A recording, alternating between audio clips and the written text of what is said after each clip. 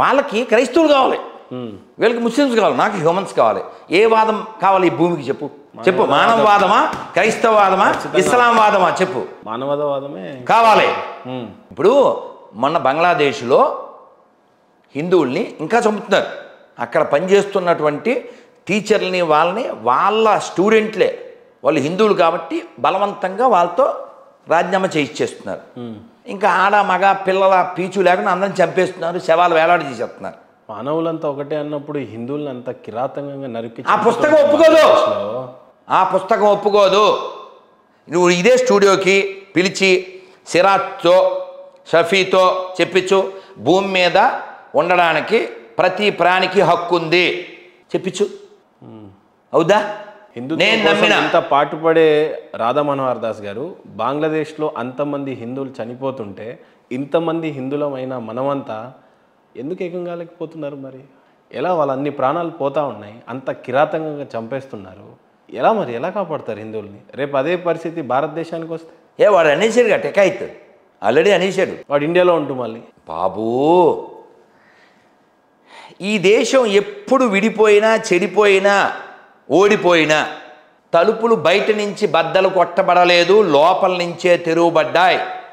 అల్లూరి సీతారామరాజు అక్కడెక్కడో ఉన్నాడు అని చెప్పిన ఎదవెవడో, ఆజాద్ చంద్రశేఖర్ ఫలానా పార్కులో ఉన్నాడు అని లీక్ చేసిన దగులుబాజీ ఎవడో, ఫైల్ అని ఆర్డర్ ఇవ్వగానే జలియన్వాలా బాగ్లో కాల్చిన ఇంటి దొంగలు ఎలా ఉన్నప్పుడు ఈ కంఠశోష ఉన్నన్ని రోజులు ఉంటుందంతే. ఎందుకంటే పిశాచ మోక మీద పడితే, మందబలం మీద పడితే ఒక్కరు ఏం చేయలేరు, ఇద్దరు ఏం చేయలేరు, చెబితే హేయంగా ఉంటుంది. ఒక తల్లి బంగ్లాదేశ్లో ఓ 13 ఏళ్ళ అమ్మాయిని నాశనం చేస్తుంటే, బాబు ఒకేసారి అందరూ పడకండి, 1 by 1 వెళ్ళండి, 29 మంది పశువులు అనకూడదు, పిశాచాలు, 13 ఏళ్ళ అమ్మాయి, 13 ఏళ్ళ అమ్మాయిని మానభంగం చేయడానికి 29 మంది మీద పడిపోతే దానికి గాలాడదు, ఒక్కొక్కరే వెళ్ళండి, ఎలాగా మీరు డిసైడ్ వచ్చారు కాబట్టి ఇంకేం చేయాలి? 2 ఏళ్ల పిల్ల స్లమ్ ఏరియాలో ఏదో మొత్తాన్ని మన దేశంలో ఏదో ఎక్కడో పని చేసుకునే వాళ్ళ పిల్ల, బయట పడుకున్నారు వాళ్ళు, స్లమ్ ఏరియా. ఒక పిశాచం వచ్చింది, ఆ పిల్లను మానభంగం చేసి చంపేసి డస్ట్బిన్లో వేసి వెళ్ళిపోయింది. ఇదంతా ఎందుకు జరుగుతుందంటే స్త్రీకి విలువ లేనటువంటి మత గ్రంథాలు. మీరు కావాలితే నేను అడిగిన క్వశ్చన్ తెలుసుగా, మీ దాంట్లో మంచి అమ్మని చూపించండి అని అడుగుతాను. మనకి స్టార్టింగే అమ్మ కదా, మాతృదేవోభవ, నేల ఏమిటి భూమాత, మీ నాన్నమ్మ పేరు అన్నం అన్నపూర్ణ, డబ్బులు లక్ష్మీదేవి, పుస్తకం సరస్వతీదేవి. ఇప్పుడు ఎలా చెప్తున్నాడు రాధామోహనదాసు, హిందువుల్లో జరగట్లేదా? ఇప్పుడు కలకత్తాలో ఆ డాక్టర్ని నాశనం చేశారు కదా, నేను చెప్తున్నాను యాజ్ ఏ హ్యూమన్, నేను చెప్తున్నా, కలకత్తా డాక్టర్ని నాశనం చేసిన వాళ్ళందరికీ అంగచ్ఛేదన చేసి బహిరంగంగా, వాడు ఎవడైనా ఏ మతం వాడైనా వాడి అంగచ్ఛేదన చేసి వాడి బహిరంగంగా ఉరి తీయాలి. వాడి మతంతో, వాడి జాతితో, వాడి భాషతో సంబంధం లేడు, వాడు శిక్షింపబడాలి. తమ్ముడు తనవాడైనా ధర్మమే చెప్పాలి. ఇది నా కాన్సెప్ట్.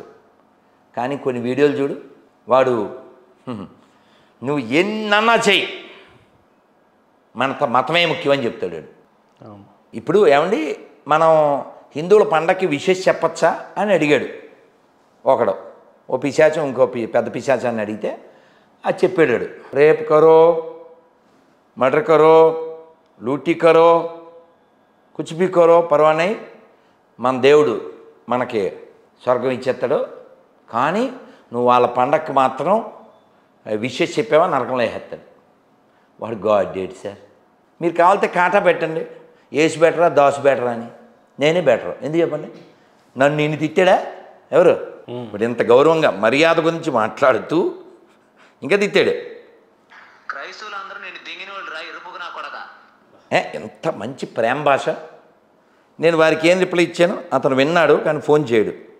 కారణం, నమస్కారం అండి, మీరు అంత పనికిమాలిన యెహోవాగాడి భాష మాట్లాడినా కూడా నేను నమస్కారం అంటున్నాను, అది నా సంస్కారం. మీరు ఇలా దిగజాడడానికి కారణం మన ముడి దుడుచుకొని. సార్, మీ హిందువులు అనే పదం మీరు వాడకూడదు సార్. మీకు వీర్యదానం చేసింది హిందువులే కదా సార్. ఆర్య అంటేనే సివిలైజ్డ్ పర్సన్ సార్. మీరు ఆ పేరు వాడకూడదు సార్. మీరు అనార్య అని వాడాలి సార్. ఎందుకంటే మీకు సివిలైజేషన్ లేదు కాబట్టి. ఒక మనిషి ఇంత కిందకి వెళ్ళిపోవాలి? ఈ మధ్యకాలంలో మీ వాట్సాప్ స్టేటసే చూశాను గురుగారు నేను.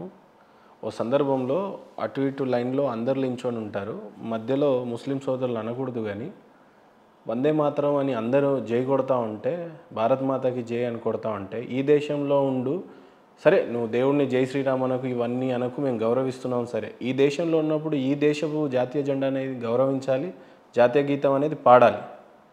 పాడట్లేదు గురుగారు. మరి చిన్నపిల్లలే, ఇప్పుడు నిబంధన తరగతి చదివిన పిల్లోడు కూడా ఆ మాట అనకపోతే, వాళ్ళు ఇప్పటి నుంచే మత ఉన్మాది అంత చెలరేగుతుంటే, ఈ భారతదేశంలో హిందూ దేశంగా పిలువబడిన ఈ దేశంలోనే రేపు హిందుత్వానికి నిజంగానే ఆ సెక్యూరిటీ ఉంటుందంటారా? కాదనా, మీరు ఇప్పుడు నువ్వు క్వశ్చన్ అడగచ్చు నాన్న, స్వామీజీ అసలు మీరు ఎందుకు ఎడారి మతాలను అంత వ్యతిరేకిస్తారు అంటే, ఎడారి మతాలు పెరిగితే ఏమవుతుంది?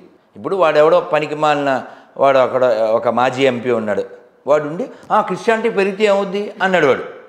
వాడు సోల్డ్ బ్యాచ్, వాడు గాంధీ జయంతి నాడు మాంసం తినే బ్యాచ్ వాడు అలా అన్నాడు. పెరిగితే ఏమవుద్ది? మనిషి దిగజారుతాడు. దీనికి ఒక రుజువు ఒకటి మీరు ఆల్రెడీ శాంపిల్ చూశారు కదా, ఇంకోటి చూడండి. దురదృష్టకరం ఏంటంటే, గోదావరి అంటే ఏం గుర్తు రావాలి సార్? పచ్చని పొలాలు, సలయేర్లు, వ్యక్తులు, మర్యాద, మర్యాద, గౌరవంగా. గోదావరి అంటే మర్యాద అండి. ముందు వెనకాల అండి అనేది, అండి కాఫీలు తాగారా, టిఫిన్లు చేశారా, అలాంటి మర్యాద కలిగినటువంటి